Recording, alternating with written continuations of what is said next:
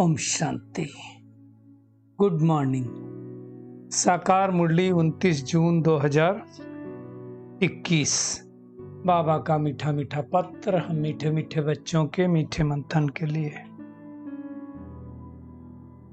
मंथन शुरू करने से पहले पवित्रता के सागर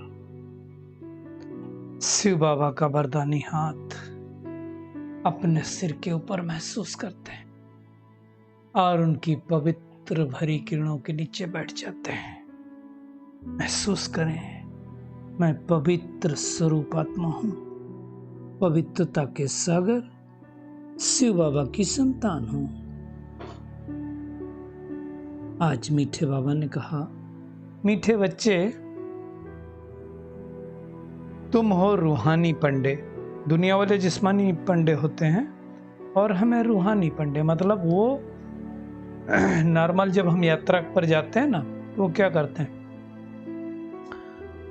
जिस्मानी यात्राएं कराते हैं, जिस्मानी रास्ता बताते हैं। और बाबा कहते हैं तुम बच्चे रूहानी रास्ता बताते हो, मतलब आत्मा का रास्ता बताते हो, आत्मा की सदगति कैसे हो।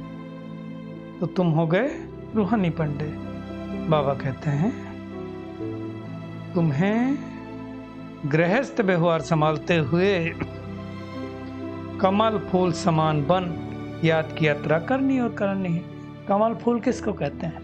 कीचड़ में रहे और कीचड़ का उस फूल के ऊपर कोई प्रभाव ना पड़े, उसको कहते हैं कमल फूल। तो वैसा हमें बनना है। आज का प्रश्न है, बाप बच्चों का कौन सा श्रृंगार करते हैं और किस श्रृंगार के लिए मना करते हैं? पहली बात तो बाबा कौन सा श्रृंगार करते हैं, और दूसरी बात है कि कौन से श्रृंगार को बाबा मना भी करते हैं। क्यों मना करता है बाबा, ये समझने की बात है। मना करने के पीछे रीजन क्या है? तो बाबा कहते हैं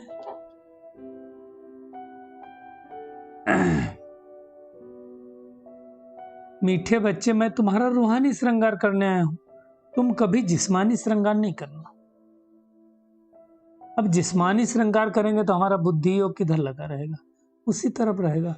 बाबा कहते हैं तुम बेगर हो, तुम्हें फैशन का शौक नहीं होना चाहिए। दुनिया बहुत खराब है, इसलिए जरा भी शरीर का फैशन नहीं करो। एक्चुअली आज देखो, ठीक है, सृष्टि तमो प्रधान तो हुई ही है, इसमें कोई डाउट नहीं, लेकिन ये फैशन भी एक फैक्टर हो सकता है। तो इसलिए बाबा कहते हैं तुम वो सब नहीं करो, तुम देह का श्रृंगार नहीं करो। किसका श्रृंगार करो? आत्मा का श्रृंगार करो। आज का गीत है, आखिर वो दिन आया आज जिसका इंतजार था। कौन सा दिन आया? जब वो परमात्मा इस सृष्टि पर आकर के ज्ञान की बरसात कर रहे हैं, ज्ञान सुना रहे हैं। ये सब बातें बेहद का बाप बेहद के बच्चों को समझाते हैं। बेहद माना जिसकी कोई हद नहीं है, पूरे विश्व के बच्चों को समझाते हैं ना। दुनिया में तो हद के बाबा हैं, उनको कोई रचयिता थोड़ी कहा जाता है। बेहद के बाप का रचयिता शिव बाबा है, जिसको भक्ति मार्ग में सब याद करते हैं, सब रूह हैं, सब आत्मा याद करते हैं, है ना। देखो, भक्ति मार्ग भी चलता है, लेकिन साथ साथ रावण राज्य भी चलता है। ज्ञान मार्ग में क्या फर्क है?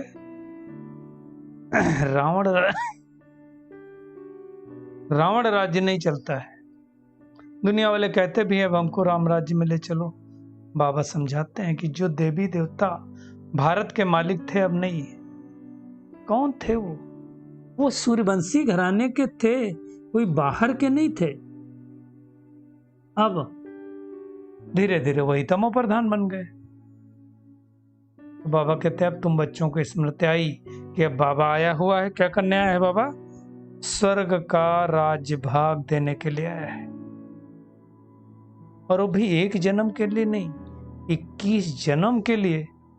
ज्ञान के आधार पर हमको बादशाही मिलती है, और ये ज्ञान एक पिता के सिवाय, शिव बाबा के सिवाय कोई नहीं सिखला सकता है। बाबा कहते फिर तुम आधा कल्प हाय राम हाय प्रभु नहीं कहेंगे। वहां कोई हाय हाय नहीं करता। हाय हाय कब करते हैं? जब दुखी होते हैं। तो बाबा कहते तुम बच्चों की बुद्धि में सीढ़ी का भी नॉलेज होना चाहिए, है ना, कि कैसे 84 जन्म लगा करके हम नीचे उतरते आए, कैसे 16 कला, 16 से 14, 14 से 8, धीरे धीरे कला विहीन हो गए। इस चक्र को जानने से 21 जन्म के लिए हम राजभाग प्राप्त करेंगे। बाबा कहते अब तो तुम बहुत हो गए हो, तुम्हारी रूहानी सेना बन गई। अभी क्या है, बाबा के बहुत सारे बच्चे हो गए ना, इसलिए बाबा ये बात बतला रहे हैं कि अब तो तुम्हारे बहुत बच्चे हो गए, तुम्हारी रूहानी सेना हो गई। तुम बाबा कहते हैं सब पंडे हो। पंडा किसको कहा जाता है? जो रास्ता बताते हैं, जो गाइड करते हैं। हम भी गाइड करते हैं, हम परमधाम का रास्ता बताते हैं। दुनिया वाले नॉर्मल तीर्थ यात्रा का रास्ता बताते हैं, अमरनाथ पर ले जाते हैं, है ना। और खास बात है, उस यात्राओं में भी जब जाते हैं तो मन बुद्धि धंधे धोरी से सब हट जाती है।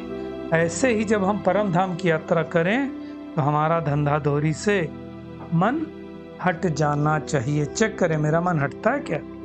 ये हमारी खुद की सूक्ष्म चेकिंग है ना। तो वैसा हमको अभी करना है।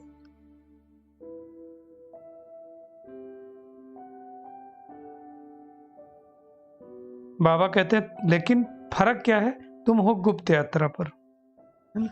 कितनी ऊंची बात है ना कि दुनिया में इस यात्रा को किसी को पता ही नहीं कि हम यात्रा कर रहे हैं। वो जिस्मानी यात्रा है तो दुनिया वाले जानते हैं, क्योंकि ये अंतर जगत की यात्रा है, अंतःकरण की यात्रा है, इसलिए पता नहीं चलता है। बाबा कहते हैं तुमको कोई बाहर की यात्रा करके धक्के खाने की आवश्यकता नहीं है। घर बार की पूरी संभाल करो, संभाल करते हुए कमल पुष्प समान रहो, तंग नहीं हो,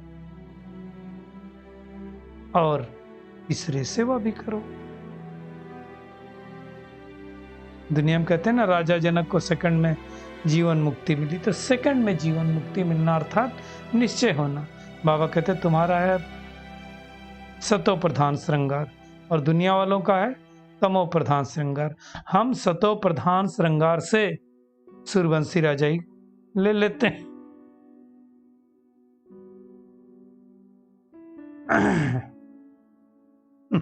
बाबा ने आज कहा, इस समय कलयुग के अंत में कई बार बाबा ने जो कहा, खूबसूरती अच्छी नहीं है, कई बार ज्यादा खूबसूरती भी नुकसानदायक हो जाती है। बाबा कहते हैं काले होना अच्छा है। कृष्ण को भी सांवरा दिखाते ना, बाबा कहते हैं तुमको गोरा बनना है। बाबा कहते दुनिया वाले गोरे बनते पाउडर आदि से, कितना फैशन है बात मत पूछो। हाँ? खास करके बाबा ने कहा साहूकार ये सब ज्यादा फैशन करते हैं। बाबा कहते तुम हो गरीब, कितने साधारण बैठे हो। बॉम्बे में बाबा कहते देखो क्या लगा पड़ा हुआ है। कोई शायद एक्ट्रेस आई होगी तो बाबा ने कहा उससे, तुम कितना तुमने जिस्मानी श्रृंगार किया हुआ है। उस समय की बात है जब बाबा थे। तुम अब आओ, हम तुमको ज्ञान श्रृंगार कराएंगे, जिससे तुम स्वर्ग की परी 21 जन्मों के लिए बन जाएंगी, सदा सुखी बन जाएंगे, कभी रोना नहीं पड़ेगा, वहां कभी दुख नहीं होता है। बाबा कहते हैं जिस्मानी श्रृंगार छोड़ दो, मेरी मत पर चलो। बाबा कहते तुम बच्चे आज सफेद पोसो। सफेद पोस मतलब एक ड्रेस है यहाँ की, सबके लिए कंपल्सन नहीं है। तुम्हारे दूसरे जन्म में सोने के चम्मच से दूध पीने को मिलेगा। कितनी बड़ी बात है, कितने भाग्य की बात है।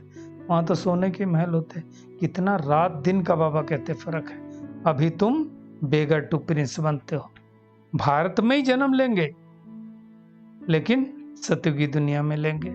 ये सब समझने की बात है ना। बाबा कहते हैं महान गरीब उसको कहा जाता है जिसके पास खाने के लिए कुछ ना हो। दिन प्रतिदिन तो सब सीढ़ी नीचे उतरते आते हैं। ये हिस्ट्री ज्योग्राफी बाबा को छोड़ करके कोई नहीं समझा सकता है। दुनिया में किसी को बोलो तो कहेंगे अभी कलयुग 40,000 वर्ष पड़ा है। तो जब कलयुग ही 40,000 वर्ष पड़ा है तो फिर कहाँ से सतयुग आएगा, है ना।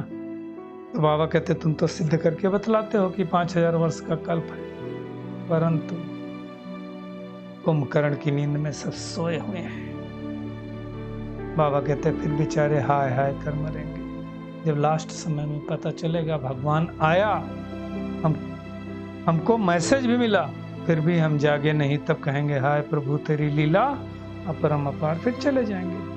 विपरीत बुद्धि वाले हाय हाय करेंगे और प्रीत बुद्धि वाले जय जयकार करेंगे।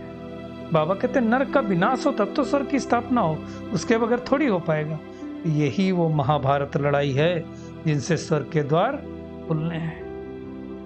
तो अपनी चेकिंग करें कि मुझ आत्मा को कितना निश्चय है। मुझे तो सारा ज्ञान मिल गया, तो मुझे संपूर्ण निश्चय होना चाहिए और चेक करना है कि मैं संपूर्ण सतो प्रधान बनने का पुरुषार्थ कर रहा हूं कि नहीं कर रहा हूं। बाबा कहते तुम्हारी बुद्धि में है कि हम अभी दैवी स्वराज का माखन मिलता है हमको। दुनिया वाले लड़ते रहेंगे। दो बिल्लियों को दिखाया ना, आपस में लड़े, विरूपाक्षी यादव और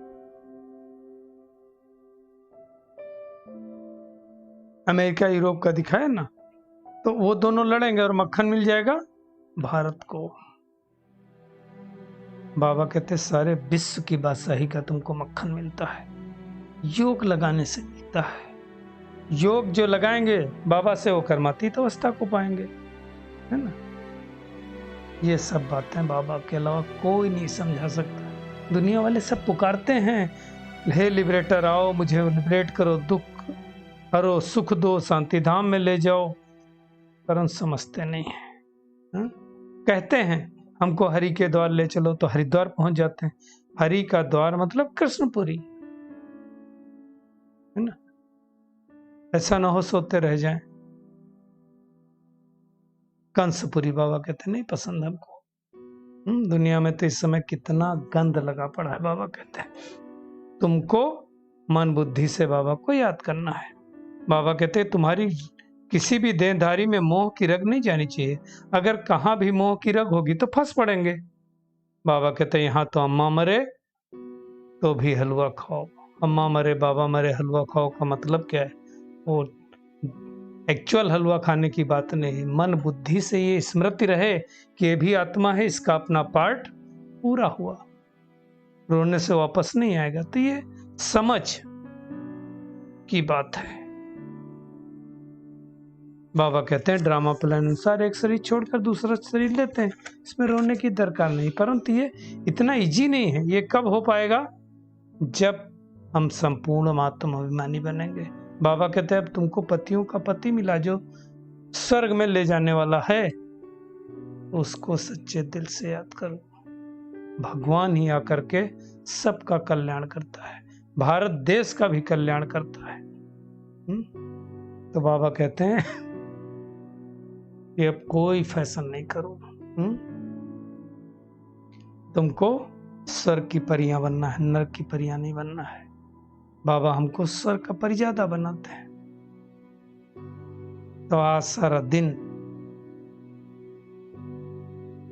सच्चा सच्चा रूहानी पंडा बनकर सबको घर का रास्ता बताना है।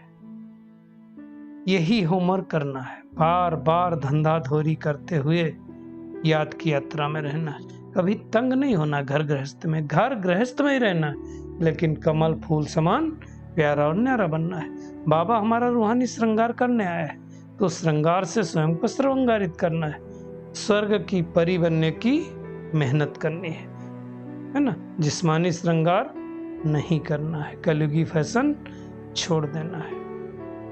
आज का बाबा का खूबसूरत वरदान, न्यारे और प्यारेपन की योग्यता द्वारा लगाव मुक्त बनने वाले सहज योगी हो। बाबा कहते सहज योगी जीवन का अनुभव करने के लिए ज्ञान सहित न्यारे बनो। सिर्फ बाहर से न्यारा नहीं बनना है, लेकिन मन का लगाव ना हो। ऊपर से भाई नहीं मुझे कुछ लगाव नहीं, कुछ लगाव नहीं, बच्चा दूर चला जाए तो आंसू गिरने लगे। तो बाबा कहते हैं मन का लगाव ना हो। जितना जो न्यारा बनता उतना प्यारा अवश्य बन जाता है। न्यारी अवस्था प्यारी लगती है। जो बाहर के लगाव से न्यारे नहीं, वो प्यारे बनने के बजाय परेशान होते हैं। इसलिए सहजयोगी अर्थात न्यारे और प्यारे पन की योग्यता वाले सर्व लगावों से मुक्त बनो। मतलब स्नेह हो, लगाव नहीं होना चाहिए, अटैचमेंट नहीं होना चाहिए। स्लोगन है स्वपुरुषार्थ और सेवा के बैलेंस द्वारा बंधन संबंध में बदल जाएगा। तो हमें बैलेंस रखना है दोनों चीजों का। चलिए परमात्मा किरणों के नीचे बैठ जाते हैं और महसूस करें, मैं पद्मा पदम भाग्यशाली आत्मा हूं। भगवान हमारा श्रृंगार करने आए हैं, रूहों का श्रृंगार करते हैं। इसलिए हमको जिस्मानी श्रृंगार को भूलकर आत्मा रूपी श्रृंगार करना है। स्वयं को सर्वगुण संपन्न 16 कला संपूर्ण बनाने का पुरुषार्थ करना है। सच्चा रूहानी पंडा बनकर अनेक आत्माओं को घर का रास्ता बनाना है। धंधाधोरी करते हुए भी कर्मयोगी बनकर बाबा को याद करना है। अब न्यारे और प्यारेपन की योग्यता द्वारा लगाव मुक्त बन जाना है। मन का भी लगाव न हो, जितना न्यारे उतना प्यारे बनते जाना है। अब स्वपुरुषार्थ और सेवा दोनों का बैलेंस रखना है, जिससे हमारा हर बंधन संबंध में बदल जाए। शुक्रिया मीठे प्यारे बाप दादा, शुक्रिया आप सभी का इस मीठे मंथन के लिए। ओम शांति।